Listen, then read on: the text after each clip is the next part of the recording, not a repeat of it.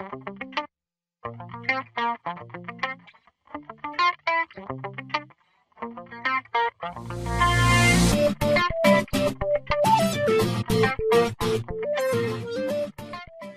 you guys, today I'm doing a review on the Creaclip, which is these two. Okay, these two are the Creaclip.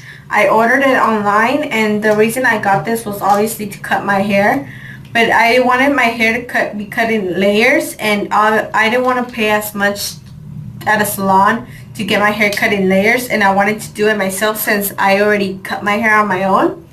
And I saw it, I found out about it on YouTube, I think, and then I actually saw videos of how it worked and thought that I did like my research before I actually bought this. And so I was actually convinced and then decided to buy it. So I forgot how much it was. I'll put how much it was on the link down below. But it came with this, and it came with this one, which is the big one where you have to cut your hair. And it came with this little one, which is like for little kids or for like your bangs.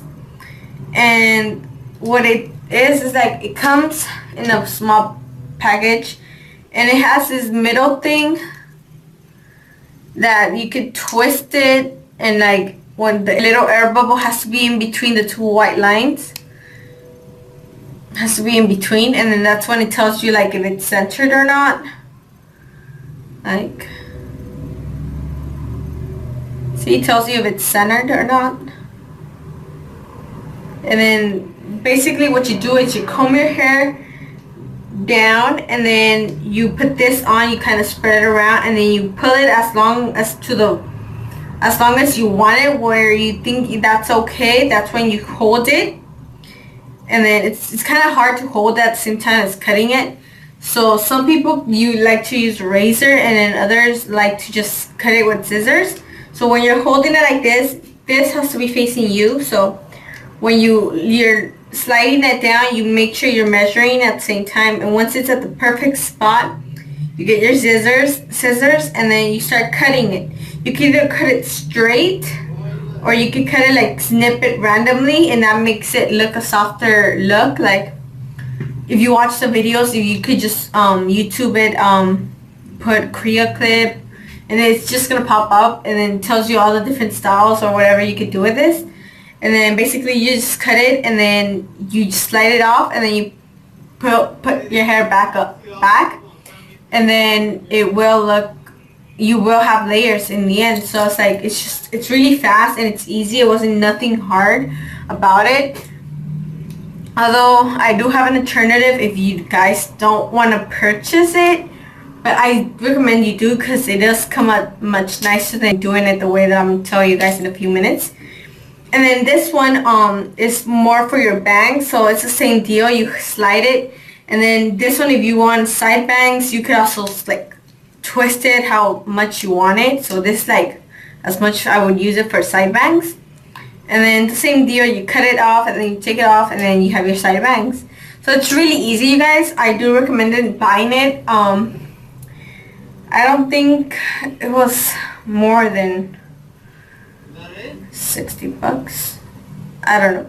I think it is a little expensive. So if you guys want an alternative, what I recommend doing, well, I don't recommend doing it, but I know that if you guys can't afford it, another alternative is to do the same. Comb your hair down and then gather it. Make sure there's no bumps or anything. Make sure everything's like tightly smooth towards like the closest possible to your head. And then you gather it all up, and then with like a little rubber band or elastic scrunchie, anything, you grab it, tie it up like a ponytail, and then you slide it. Let's say this is my ponytail, right? Okay.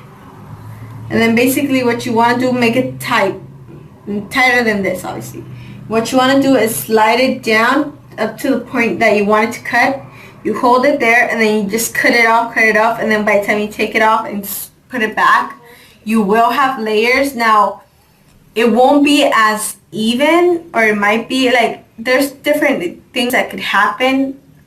Like it might not be in the center, like you know when you have like the little V shape, it might not come out like that. It might be like off a bit depending how well you did it. And it's also not gonna look like it would if you were to use a Creaclip.